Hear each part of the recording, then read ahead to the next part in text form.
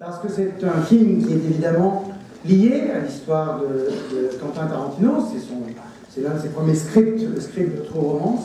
C'est aussi un film réalisé par un metteur en scène qu'il adorait et que nous sommes un certain nombre à avoir beaucoup aimé, et quelqu'un qui est mort de façon un peu tragique l'an dernier, il y a exactement un an, et on s'est dit, avec Montier, lorsqu'on s'est vu au mois de juillet, on s'est dit que ça serait bien de rendre cet hommage à Tony Scott, qui était un cinéaste aussi célébré par le public qu'il l'était peu par la critique. Donc ça nous intéresse toujours beaucoup, ce genre de choses, surtout avec les films que Tony Scott a fait. Par exemple, moi, l'un de mes préférés, c'est Revenge, parce que c'est basé sur la première nouvelle de Légende d'automne de Jim Harrison, si vous vous souvenez de cette nouvelle formidable.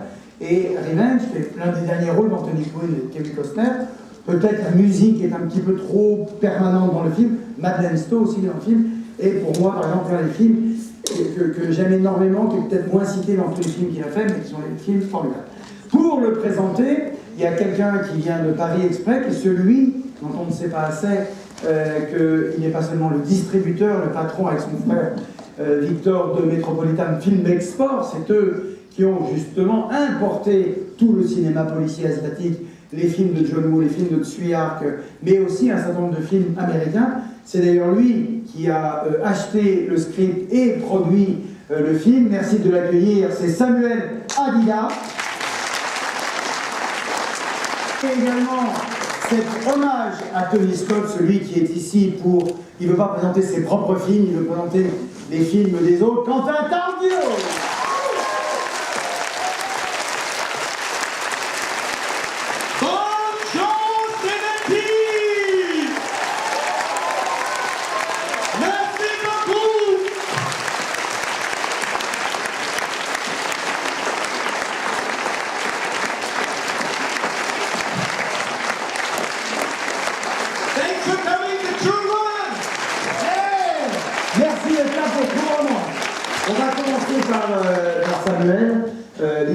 Ton histoire avec ce film?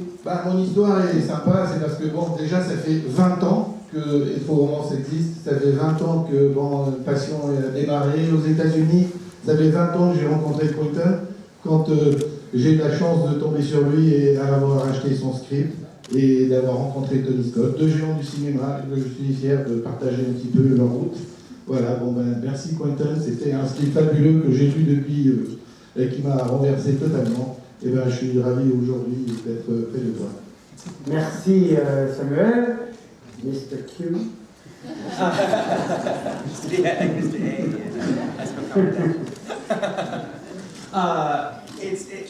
It's my honor to pay tribute to my late friend Tony Scott, and to invite you all to see the very first script I had ever written, and it was this. This was the first script. This was the first script that I ever finished. I started a lot of them, but this was the first one to ever reach completion. C'est un grand honneur pour moi d'être ici pour l'hommage que nous rendons à Tony Scott, qui était un ami très cher, et aussi pour voir ce qui a été mon premier script. En fait, c'est pas le premier script que j'ai écrit, c'est le premier script que j'ai fini, puisque j'en avais écrit déjà pas mal, sans jamais les avoir finis. And one of the things a lot of people have written about this film a bit and saying, oh, it's the most personal of Tarantino's, because it sort of is telling my story more or less at the time, working at a video store as I was writing. Beaucoup de gens ont dit que c'était peut-être l'un de mes scénarios les plus personnels, parce que le film, vous allez voir, raconte quelque chose qui est plus ou moins ma propre histoire avec quelqu'un qui travaille dans un vidéoclub. Now I don't actually agree with that. All of my films are achingly personal, but this one is more on the surface. And actually, like most first novelists, your first novel is usually an autobiographical story of yourself. Et je ne suis pas complètement d'accord avec ça, d'abord parce que je pense que d'une certaine façon, tous mes films sont très personnels et contiennent beaucoup de moi, mais celui-ci peut-être en surface donne le sentiment d'être le plus personnel. Et il y a aussi quelque chose d'un premier travail, comme on le dirait, d'un romancier qui fait son premier roman. Il y a forcément quelque chose de plus autobiographique qui transparaît. And but this film really does hold a very special place, even to not just me, but to even a lot of the friends that I kind of grew up with in my 20s. I mean, it's not like a lot of what happens in the movie happened in real life. I never stole a briefcase of cocaine, and I never had people, I was never fighting gangsters or anything. But it actually did capture the essence of kind of who we were at that time. Et c'est sûr que la partie autobiographique est aussi l'idée que ça parle des gens que nous étions, les copains que nous étions. Évidemment que ce dont parle le film n'est pas toujours arrivé. Par exemple, je n'ai pas transporté des valises pleines de cocaïne et autres épisodes que dans le film, mais il est sûr que ce film qui m'est cher parce que ça parle de nos 20 ans, ça parle des gens que je connaissais et le film dit qui nous étions. And like a lot of first works that are very personal, to you at that time, to me, True Romance just is very touching. And the reason it's so touching is I'm not really that guy anymore. It's been 20 years, 25 years since I wrote it. I'm not really that guy anymore, but I like that guy. Et aussi la chose qui me touche beaucoup quand même dans le film, qui reste quand même très émouvant, j'ai dit que c'était un petit peu autobiographique, c'est que je suis plus vraiment le jeune homme que vous allez voir dans le film, mais je suis plus vraiment ce jeune homme-là, mais de voir ce jeune homme-là, je m'aperçois que je l'aime beaucoup. And I remember when they were doing the film, when Tony had hired Christian Slater to play Clarence, he actually, Christian would ask him some questions about who Clarence was and things about Clarence. He goes, I'm not even going to bother telling you. You're just going to be Quentin.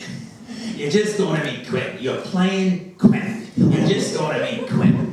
And then he really kind of pretty much locked us into his office for about 3 hours. And I told Christian more or less the story of my life and how the scene should be played, not as an actor, but as Clarence's perspective. And that was it. Et Christian Slater, le personnage principal, qui joue Clarence, à un moment, quand Tony Scott l'a choisi pour jouer, ils ont commencé à parler du rôle. Évidemment, Christian a commencé à demander un peu des détails, qui était ce personnage, etc. Et Tony a dit, bon, on arrête tout, arrête de me poser des questions. La seule chose que tu dois faire, c'est de rencontrer Quentin, qui est le seul, c'est lui qui a écrit, et il y a comme ça que tu l'apprendras. Il l'a enfermé dans son bureau pendant 3 heures, ils se sont vus, et ils ont parlé, et il lui a raconté, et je lui ai raconté complètement ma vie. But while the film is a very important work in terms of the trajectory of my writing career is concerned, and for personal reasons, the reason you're here today, is because of the work that Tony did in this film.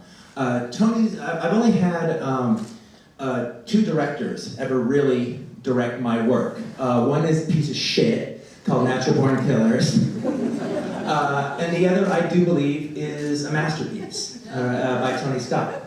Il y a aussi un truc que je dois dire, c'est que sur les scénarios que j'ai écrits, il n'y a que 2 metteurs en scène qui ont adapté mes scénarios. Il y en a un qui a fait une grosse merde, c'est notre tueur né, notre killer, et il y en a un autre qui est un chef-d'œuvre et qui est ce film-là. And if I had stopped after True Romance, I would have made a clean getaway. Et quoi, j'ai pas entendu ça, étrange. Et si j'avais, c'est italien. Oh, and if I had stopped after True Romance, I would have made a clean getaway. Oui. Et si je n'avais fait que ça, et si j'avais dû m'arrêter après ce film, ça aurait été une sortie magnifique. But one of the things actually to pay attention to the film and why it actually becomes a very interesting record is you've seen how you've had 20 years to see how I direct my material and how I've done my material. And my shooting style couldn't be more different from Tony Scott's. They almost exist in opposite realms. But I always was a huge fan of Tony Scott. Even way before I'd ever met him, he was actually always one of my favorite Hollywood directors. Et il y a aussi un truc qui est très intéressant, c'est que, par exemple, il adapte mon scénario, mais vous connaissez à peu près mon travail, tout le monde le connaît, et pourtant, lui, Tony Scott, il est complètement différent de ce que je peux faire avec mes propres scénarios. Par ailleurs, c'est quelqu'un dont j'admirais beaucoup le travail. C'est pas seulement parce qu'il a acheté le script et qu'il l'a mis en scène, c'est que c'est quelqu'un à Hollywood à cette époque-là que j'aimais déjà beaucoup. And I think, since I'm probably never going to, go through the trouble of writing a script again for another director, I think it actually stands as a very interesting, as well as being a terrific movie, an interesting testament to see a different style of director doing my material and seeing how well it works and how durable the material is. And basically, what a magnificent job Tony did, both cinematically and then handling the casting of the actors. Et je ne sais pas si je me retrouverai encore dans ce guêpier de devoir écrire un scénario qui sera mis en scène par un autre metteur en scène, mais en tout cas sur ce film-là, le travail de Tony est fantastique, à la fois d'un point de vue de la mise en scène, du cinéma lui-même, mais aussi du travail qu'il a fait avec les acteurs. And two last things. One is I only have in my bedroom. I don't have movie posters of my own work in my bedroom, but I have one. I have the big Japanese, really cool Japanese poster of True Romance that Tony gave me as a gift, and signed, and I see it every morning when I wake up, signed on that poster is, "Thank you, Quentin. This is my favorite movie I've ever done. Your friend, Tony." And then P.S., give me more. Donc le seul, dans ma chambre, moi j'ai pas de poster du tout d'affiche de mes propres films. Par contre, j'ai l'affiche japonaise de True Romance qui m'a été offerte par Tony, qui l'a signée et qui lui a dit « Merci Quentin, PS, donne-moi un autre film ». And just before we start, I actually like to believe that Tony's looking down on us right now and smoking a cigar, wearing a little pink red baseball cap, and he's smiling. So why don't all of us at the count of 3 look up to the sky and say, "Hi, Tony." Hi, Tony. Okay. 1, 2, 3. Hi, Tony!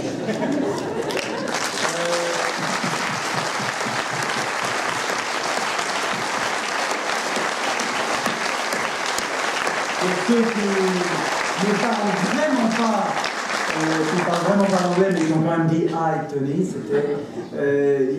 j'aime beaucoup cette idée que Tony Lavillet, il est peut-être en train de nous regarder, en train de fumer un cigare avec sa légendaire casquette de baseball rouge, et qu'il est là souriant. C'est pour ça que je veux qu'on le salue tous ensemble. Merci beaucoup. Et merci beaucoup to Sami Adia. Merci Sami. Et vous allez voir le film Sami dans une copie restaurée, dans une copie neuve. C'est même un DVD. Ouais. On a scanné du négatif et qu'on a réétalonné comme à l'origine. Je pense que vous allez découvrir quelque chose qui fait plaisir aujourd'hui. Et ce travail-là, par Metropolitan Film Export et par Samuel Adida et Victor Adida, a été fait spécialement pour le festival. Et désormais, True Romance est un film qui pourra être vu à nouveau et pour toujours sur très grand écran. Je voudrais qu'on remercie très fort Samuel Adida et Quentin